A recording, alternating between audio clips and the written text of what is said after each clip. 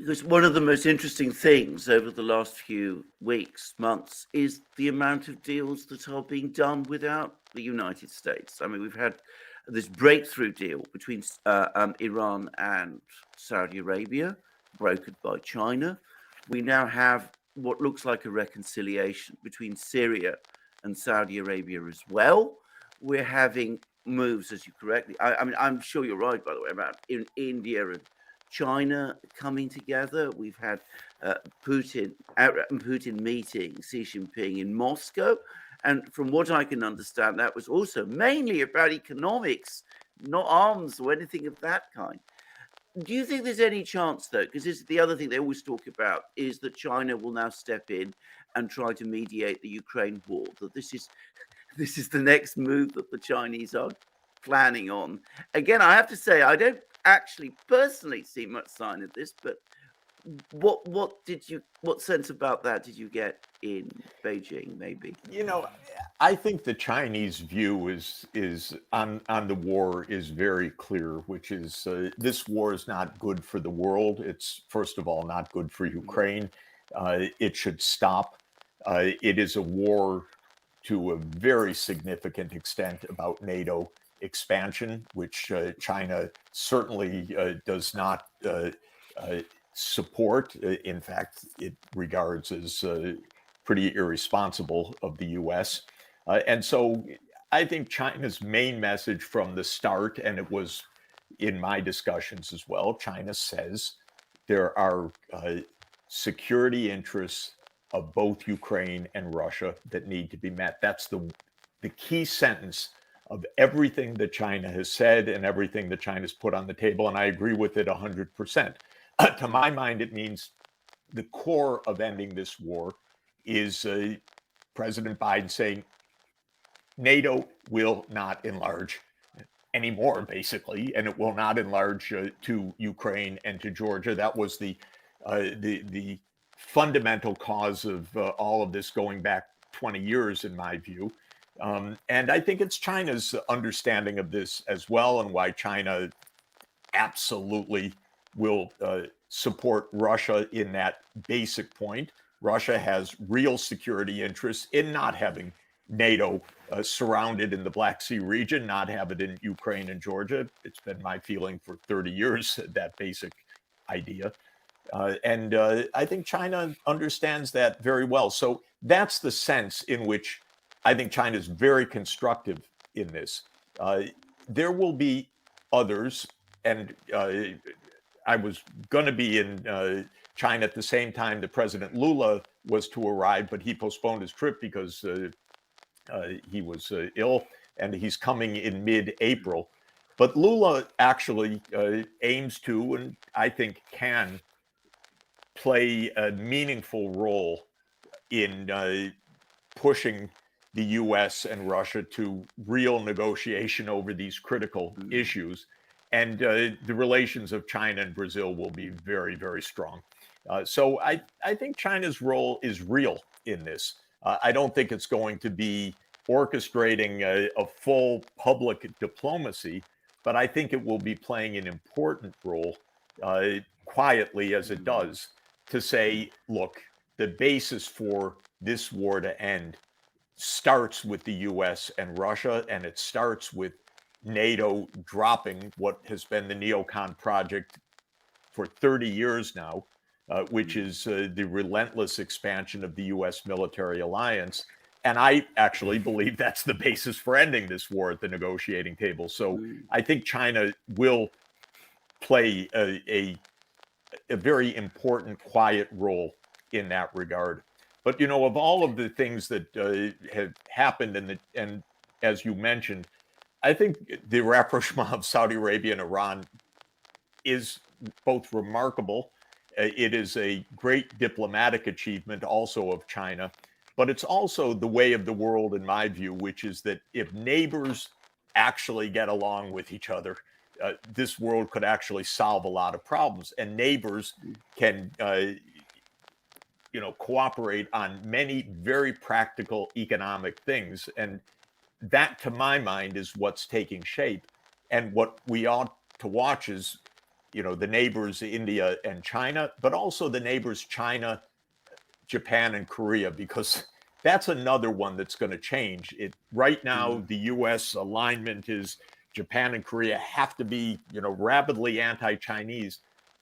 But watch that screen. That's going to change also in the next couple of years. A lot of Koreans are saying to me how incredibly unhappy they are with the hard line that the U.S. is pushing Korea to take vis-a-vis China. And I think that that's the next one that's actually going to start to change. And once Northeast Asia is not this U.S.-China divide, that's going to be another tremendous step in this new multipolar world, and I think it's going to happen. I visited Korea about 20 years ago, South Korea, I should make it clear. And I was struck even then by how close, the influence of China was with Korea, how well these two countries know each other already, millennial history. And to think that you can just sort of manipulate the relationship between these two countries. No, it's crazy because I go to the three countries all the time.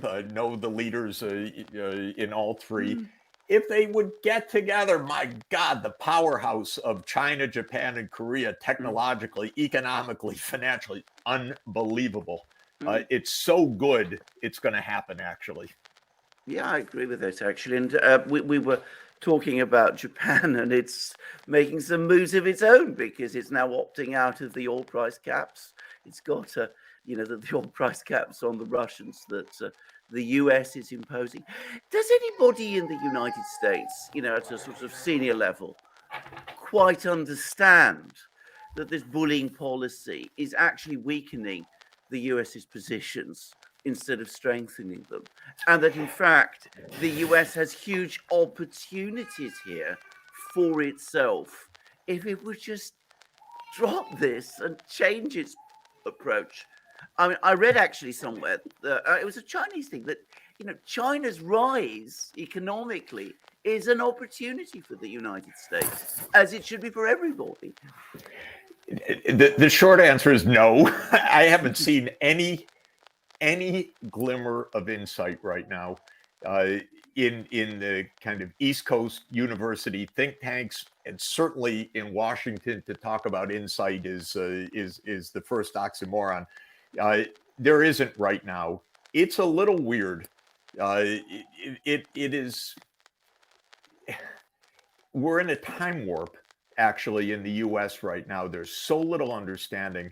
There's so much snarling. There's so little recognition of how deeply off track the foreign policy is.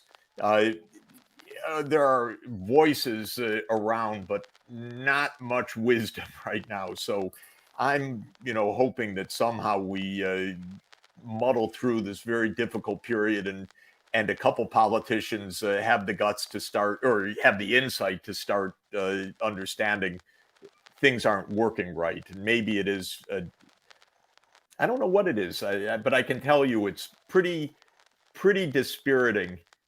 Also in the university context, because the U.S. is dotted with think tanks, and the think tanks are all pretty much neocon oriented at the major universities, and it hasn't really broken through that this makes no sense. I'm sorry to say it. I wish I could tell you, behind the scenes everyone knows, but it's a pretty low level discussion right now.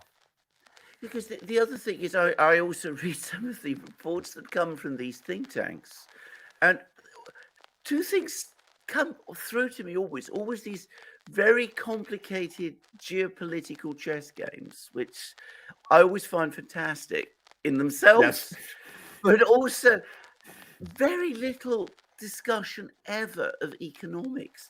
When they talk about these chess games, the assumption is, yes, we can do all of these things, but very little understanding. The economics is ultimately what determines everything, and what also places limits on what you can do. It's as if these chess games are played in some kind of isolation. You know, there's a huge naivete and maybe a kind of underlying racism, though it's not quite the right term. It's a little sharp, but there is a deep feeling that whatever China did, it must have cheated to do it. And that's almost taken as granted, taken for granted. It's the weirdest thing. You know, I've been traveling to China for 40 years now. A lot of Chinese students, a lot of supervised dissertations and research projects and so on. And I've watched the hard work, the intelligent planning, the incredible foresight that China has shown for 40 years in this economic success. And yet the line, it's all dismissed. And it's dismissed by, you know, even the academics. And so this is part of the self-aggrandizing fallacy that prevents the clear thinking. Well, all we have to do is turn off this switch or stop them from cheating on this, and then the game is up for them. And that's why you see all these naive moves of, you know, we'll put on a sanction here, we'll stop them from getting semiconductors here, we'll squeeze Huawei here. And it's unbelievably naive, but it's the similar motivation to the sanctions against Russia or the sanctions against Venezuela, which is it starts with the kind of arrogance that we're the only ones that know how to do anything. So all we have to do is flip a switch and the others just collapse. And they forget there's actually real people, smart people all over the place that know how to do a lot of things, and that technology flows, technology is shared, technology moves in all different directions. And this is the biggest single misunderstanding of the US scene right now, is the sense we're still in charge because we're the ones that know how to do things. And we see every day it's all bollocksed up. I have to say very briefly that if you go to late imperial Britain, it was not exactly the same. The British understood that they were, that they were being overtaken, and they looked for friends. There was even a famous speech by Joseph Chamberlain, that we're the weary atlas. We can't carry the burden of the globe anymore. He was the colonial secretary at the time. There doesn't seem to be anyone like that in the United States with his kind of power at the moment. And one wonders why that is. You know, I read. I've been rereading Robert Kagan, the great ideologue of the neocons. Really a horrible book. 2018. I think we've discussed it. The Jungle Grows Back, and it's about U.S. Liberal hegemony and all the rest.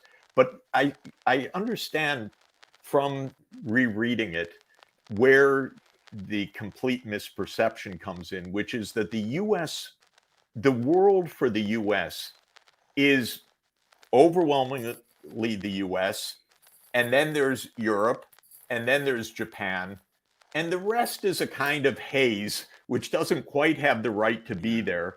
And China's, where they come from, but no deep recognition that the West, so-called, is 15% of the world population in a world where technology is going everywhere very, very quickly. And I was in India just after China and for a G20 meeting. And in the pavilion was demonstrations of India's digital things. And I was saying, God, I wish I could do this stuff in New York City. What they're doing out in the rural areas of India with their digital lockers and their e-payment systems and everything else is absolutely remarkable. And this is the real point of everything that we're seeing. There isn't a Western-led world anymore. There is a world. And and the technology is flowing everywhere, and you can find it in remote villages in Africa as well, though still lagging far behind. But you definitely see it in China, it's daily life. In India, the breakthroughs are coming quickly. That's the real world. That's the geopolitical world, because that's the real world. Yeah. And that's why everything else about we will write the rules of the game, which Americans still say openly, it's just bizarre, actually. Bizarre. There is the real world, and there is the world, not the West, it's the world altogether. We've come up to our 30 minutes, Professor Sachs. Can I say it was an amazing program? Thank you very much for joining us, Alex. And I just want to know, Professor Sachs, can I shoot 2 messages your way? Absolutely. Okay. 2 or 3 messages. A lot of people are asking, from P. Cooper, for example, how far away is the new fiat system? And Jungle Jin wants to know if central banks like the ECB can actually fail. Central banks can print money, but if their money fails, they get hyperinflation when they do so. So there have been a lot of failed central banks in history. I've dealt with a number of them, trying to resurrect them. We're within 10 years of a new international monetary system. We see it taking shape before our eyes. The dominance of the dollar, which is a lot of the American perception of its dominance of power, is an obsolescing bargain, as we say in economics. It's going away. My colleagues think, 30 or 40 years. I'd say less than 10 years, because the moves geopolitically combined with the technological transformation to digital currencies, meaning you don't have to go through SWIFT. We're going to have central bank digital currencies, and we're going to have a multi-currency world. My guess is within 10 years, we're in a very different international monetary system. All right. And Alan wants to know, why do Eastern countries not dump the dollar, like Syria, Lebanon, Egypt, and so on? They're going to. This is happening before our eyes, actually. There's more and more bilateral settlements in rupees, in rubles, in renminbi. It's happening very fast. Again, there are established systems and so on. But if it's a guess, is this closer to 30 or 40 years, or is this closer to 5 to 10 years? I definitely give it the 5 to 10 year period. And like in so many other things, the renminbi is going to be a big part of this story. All right. Fantastic. Professor Jeffrey Sachs, Director, Columbia University, the Center for Sustainable Development. I will have a link to that website in the description box down below, as well as a pinned comment. Thank you very much, Jeffrey Sachs, once again, for your time. It is very appreciated. Thank you, Alexander. Thank you to all our moderators and to everyone who watched us on this live stream. Take care.